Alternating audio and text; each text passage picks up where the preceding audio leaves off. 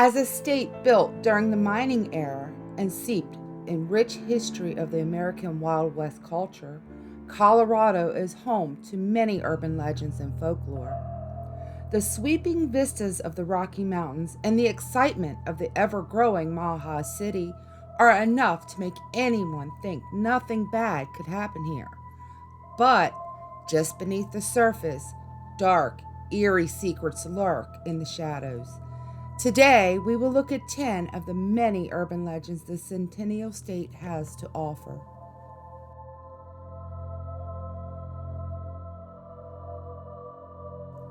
The Gates of Hell near Riverdale Road is a place where legends tell of satanic worships, murders, sacrifices, and a lady in white roaming the nearby road. It is not an adventure for the scared. It is a place where even the bravest only dare to visit in groups, some complete with holy water and Bibles. Those brave enough to walk through the tall, rusted iron gates will come upon the old ruins of a mansion. Legends say the man who built the once stately home went insane, set fire to the mansion with his wife and children asleep inside. Their muffled screams still echo against the crumbling walls. The man disappeared, never to be seen or heard from again. There have been many reports of a lady in white walking the nearby road, who many believe to be the spirit of the woman burned alive by her husband, still searching for her murdered children. Some have stopped to offer the woman help, but she continues on her path, eyes forward, never turning to acknowledge the offer before mysteriously disappearing when the driver continues on their way. This terrible tragedy is just one of many murders committed on the cursed land. Legend also tells of sleighs being burnt and hung from a tree at the back of the property along the South Platte River. The burnt tree still stands today, and those that sit beneath it on a quiet night can hear the creaking of the swinging victims in the wind. Sometimes their moans can still be heard. If the tree in the ruins weren't scary enough, there is always the underground chicken coop where mysterious markings cover the walls. Legends say that before burning his family alive, the mansion builder would conjure spirits and demons in the underground coop. He wrote the symbols of black magic on the walls, using the blood from his victims, trying to get power from the unseen world. When walking down the steps into the darkness, dampness will fill your lungs, making it hard to breathe. The flashlight you brought with you can only light up small areas of the deep darkness. There is a sense that something awaits you at every corner in the tomb-like room. For those brave enough to sit in the dark, heavy breathing can be heard, hovering just over your shoulder. It is believed the markings on the walls trapped a demon here.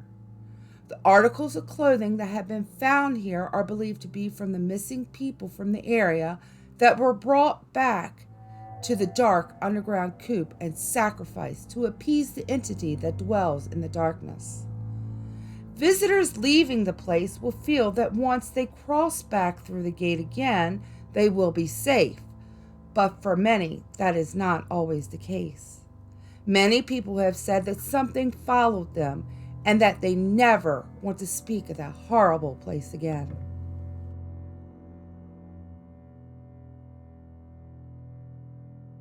There are many locations around the world that are considered to be one of the scariest places on earth.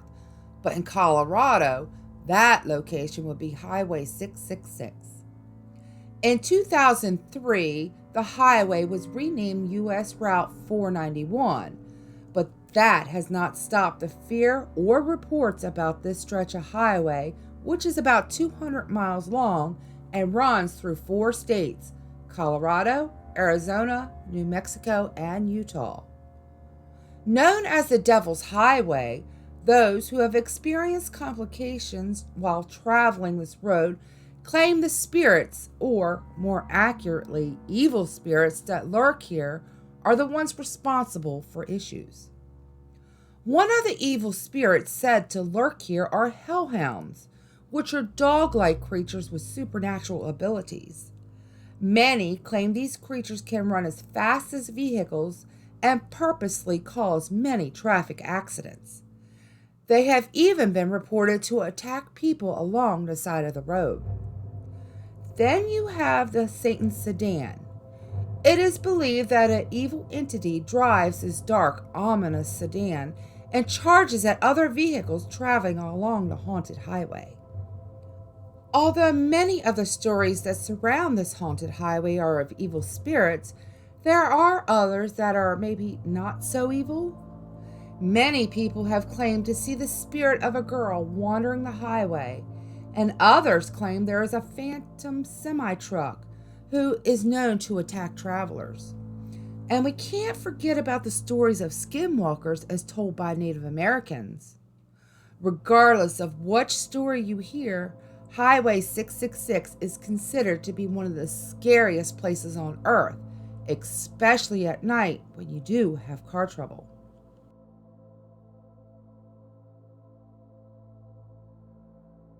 The Central City Masonic Cemetery was established in the early 1860s.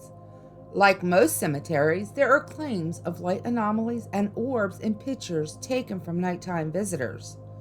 There are also reports of an apparition of a little boy that follows visitors, but if approached, he will run and hide. Perhaps the most famous spirit of Central Masonic Cemetery is the Lady in Black. On November 1st, 1887, John Edward Cameron died. The official cause of death was paralysis of the heart at 28 years old.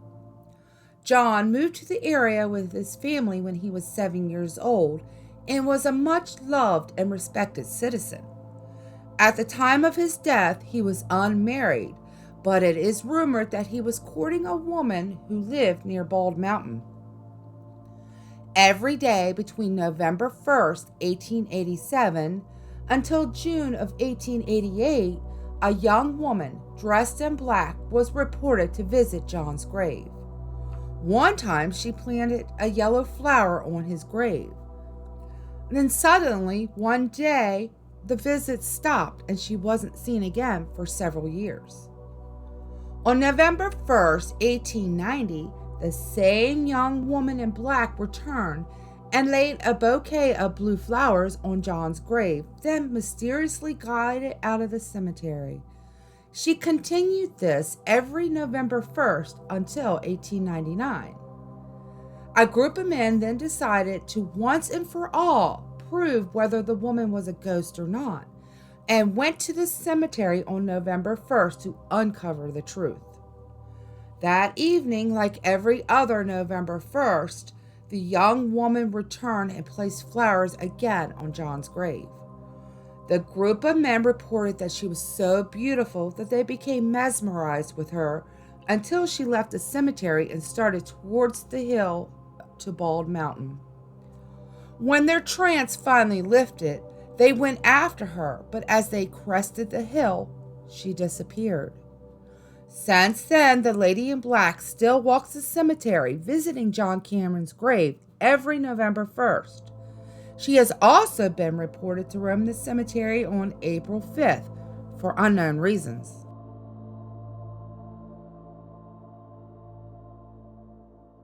Third Bridge is a popular spot for ghost hunters, thrill seekers, and teens looking for a place to party. The bridge that exists today is not the original bridge over the Kiowa Creek, but was built in the 1970s just a few yards west of the remains of the original bridge. Before the 1990s, people would come to Third Bridge or Ghost Bridge looking for spiritual signs of a native massacre that is reported to have happened nearby. According to legends, Nathaniel Hungate had left his wife Ellen and daughter Laura, 2 years old, and Florence, 5 months old, at his ranch and went in search of stray cattle. A little while later, Nathaniel and his ranch hand noticed smoke coming from the direction of his home, and they rushed back. He found his home on fire and his wife and children dead near the well a few feet from the home. It was reportedly done by renegade natives who then chased Nathaniel down, killed him and his horse just a few miles from his home. All 4 members of the family are reported to have been found scalped and mutilated. Reports of screams, apparitions of Native Americans, and the sounds of horse hooves and drums have all been associated with the massacre.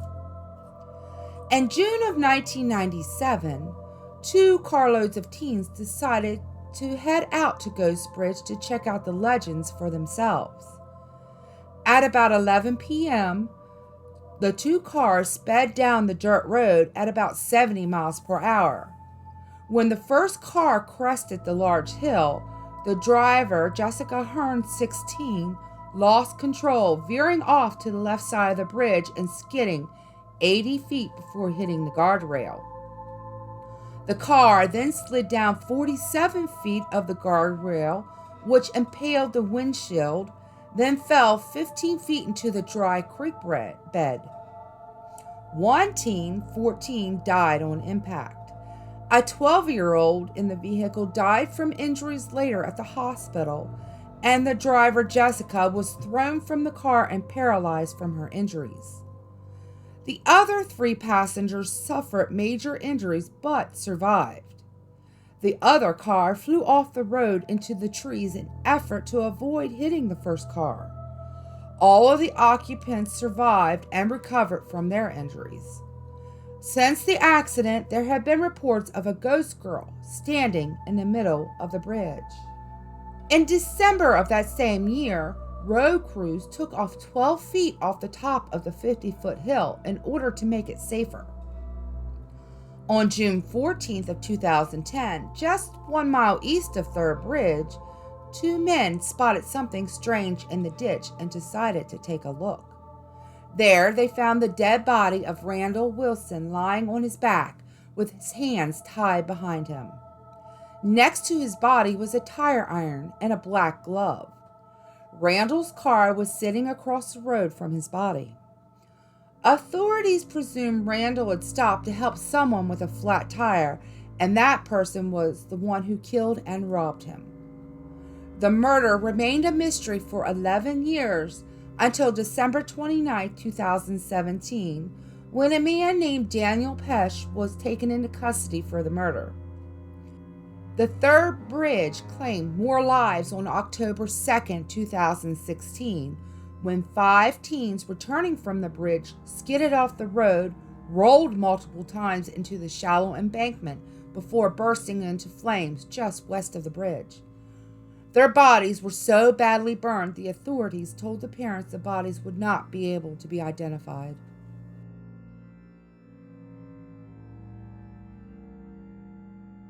Portals to the underworld are creepy, but portals to the underworld in the middle of a forest are even creepier. Welcome to the Black Forest, one of the most haunted places in the U.S. In 1990, the Lee family finally found their dream home in a secluded area of the Black Forest. Little did they know it would quickly turn into a nightmare.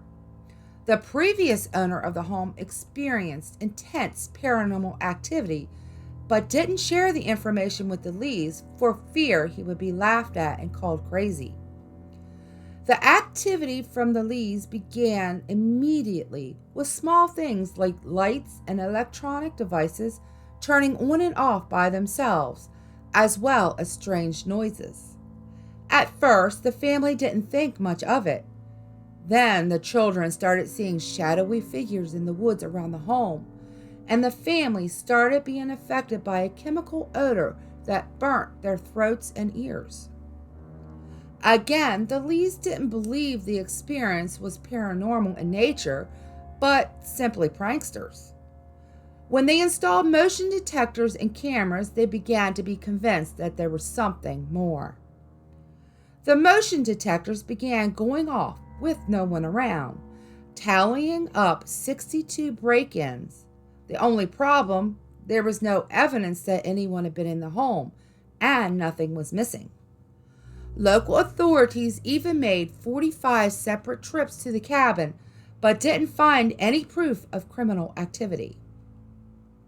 Stephen Lee then added more cameras around the home and captured many strange things, including sinister-looking orbs, random beams of light, and ghostly forms with faces. Many of these pictures were published in Fate magazine in November of 1994. The Lees were finally convinced that something unnatural was happening in their home, and they called on the TV show Sightings to come check it out. From the start, the spirits made their presence known to the production crew. Cameras were knocked off tripods, and a producer experienced an attempted possession, and the medium, Echo Bodine, felt there were at least 20 spirits in the house. One of the spirits was particularly malevolent. Another spirit was identified as someone the family knew, the son of a friend who had died in an overdose. The spirit told the medium that he was actually murdered. The television crew experienced so much paranormal activity that they returned 6 months later with another psychic, Peter James, who confirmed the first medium's findings. He also pinpointed that most of the hauntings were coming from an upstairs closet and a 100-year-old mirror in the master bedroom. A Hopi shaman also visited and said the property was located on a rainbow vortex, a gateway between the worlds of the living and dead. The spirits that are traveling through the rift aren't necessarily haunting the property, but using it as a way to stop in our world. Stephen Lee was still not convinced of the supernatural explanation. He has been quoted several times discussing his non-supernatural theory, saying he believes it's the government experiments causing the strange events. He has told many reporters since the beginning that there were trespassers on his property and that there was a government facility close to the cabin. Lee has expressed his beliefs that the government was testing biological weapons, psychic warfare, mind control, and laser holograms, and even tried to bring the FBI into it without success. Lee has been quoted saying, "I truly think the U.S. government has a hand in this. I don't think one individual could get away with this for this period of time without being caught. The government does testing out there and has military implications." It has been reported that in 2013, the Lee family put the home up for sale. However, it has also been reported that Stephen Lee has chased off people from his property as recently as 2016.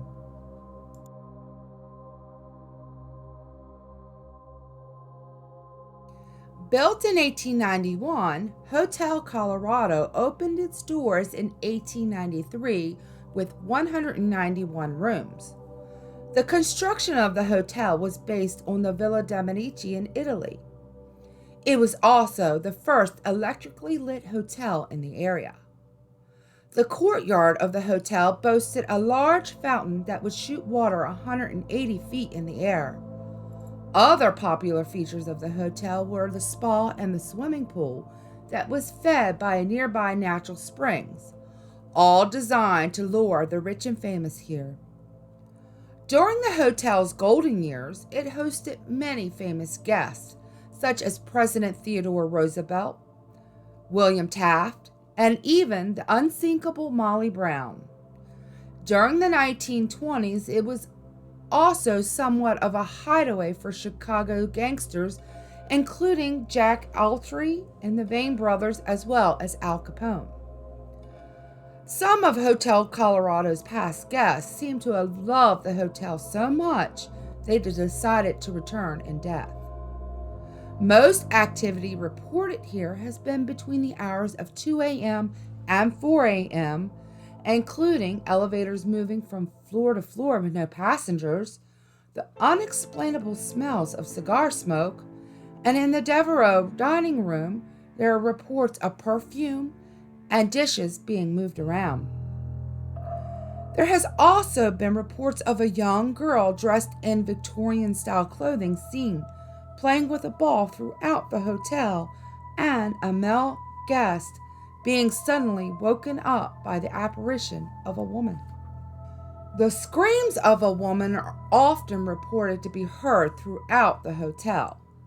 Many believe it is from a chambermaid that was involved in a lover's triangle and was murdered by one of her lovers.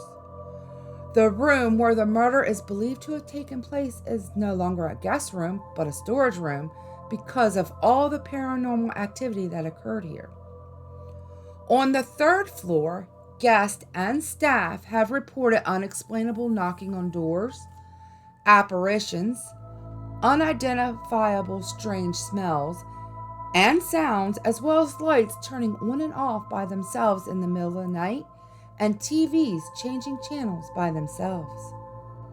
There is an interesting story that has been told by staff. In 1982, while the hotel was under some renovations, one of the things was replacing wallpaper. One morning, after putting new wallpaper up in room 551, all of the newly applied wallpaper was found neatly rolled on the floor. The paper was reapplied, and again the next morning was found on the floor. After several attempts of reapplying, they decided to leave the samples on the bed overnight. The next morning, the staff found all of the samples on the floor but one. The paper was applied to the walls, and there have been no more issues with the wallpaper since.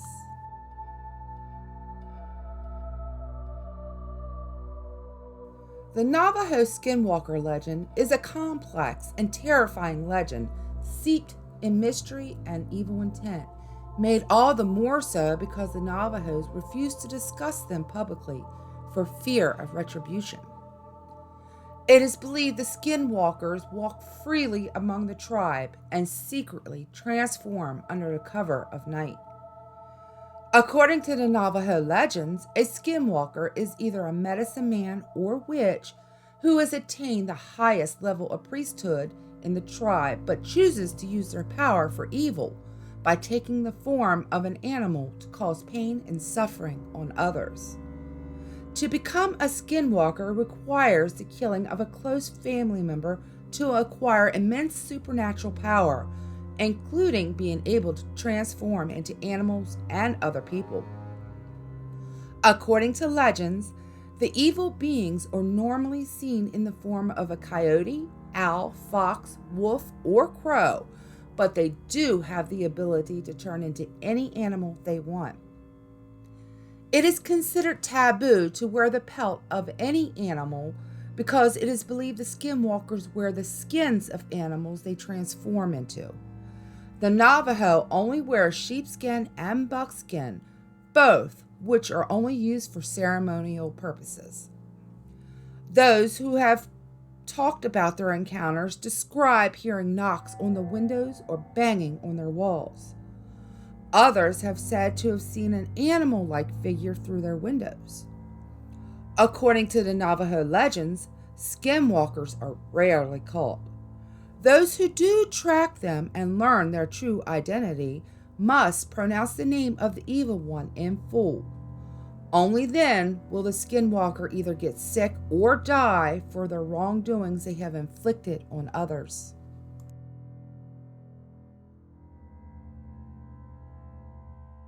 St. Elmo is a former gold mining camp in Chaffee County.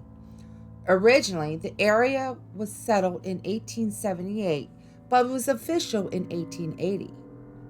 In 1881, the Denver, South Park, and Pacific Railroad came through the area, and a station was built here in St. Elmo, which became the main source of supplies arriving by train for the area settlers. Eventually, the town had a smelting works, several stores, 5 hotels, a telegraph office, a town hall, 5 restaurants, 2 sawmills, a schoolhouse, and a weekly newspaper called The Mountaineer, as well as many saloons and dance halls. There were also over 150 patented mine claims in the immediate area. In 1922, When the railroad stopped coming to St. Elmo, it is said the population rode the last train out of town, never to return. Today, it has become one of the best preserved ghost towns in Colorado. There have been many reports of paranormal experiences in St. Elmo. One guest reported seeing windows and doors in various areas of town open and shut by themselves, especially at the hotel. Many people have claimed to see the ghost of a woman looking out one of the windows on the second floor of the hotel. Children have been frightened to enter the town. It is believed that the previous resident, Anna Stark, was a very strict and demanding woman of her own children and who brought them mental anguish. It is believed that the visiting children pick up on this negative history. Other reports from St. Elmo include unexplainable cold spots, strange noises, apparitions, and disembodied voices throughout town.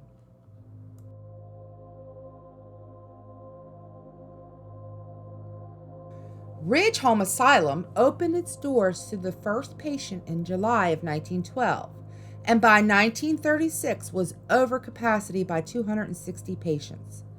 Those who were committed remained there for the rest of their lives. Among the original buildings was a school and a farm that the patients would work. According to a nurse that worked at Ridge Home in the 1960s, the patients were always drugged. She also claims that normal children were often dropped off there. Because many of the patients ended up living most of their lives here, they became socially mentally disabled. It seems people were dropped off at Ridge Home and forgotten. In 1989, the federal government started receiving complaints about Ridge Home. According to one nurse, the home was constantly littered with bodily waste from patients, using every part of the buildings to use as bathroom, and the orderlies didn't seem to care. The government threatened an $8 million fine if they didn't improve conditions, and when two federal agents inspected, they observed two orderlies using excessive force on a patient. A lawsuit in 1989 and 1990 gave them 5 days to fix things. After getting several reprieves, the facility finally closed, but the severely ill patients were allowed to remain.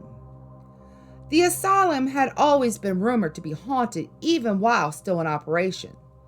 Both patients and staff reported strange, unexplainable sounds, laughter from nowhere, apparitions, and children who were not there playing in the halls and objects moving on their own. The building has since been torn down and replaced with a Target that is also reported to be haunted by former patients.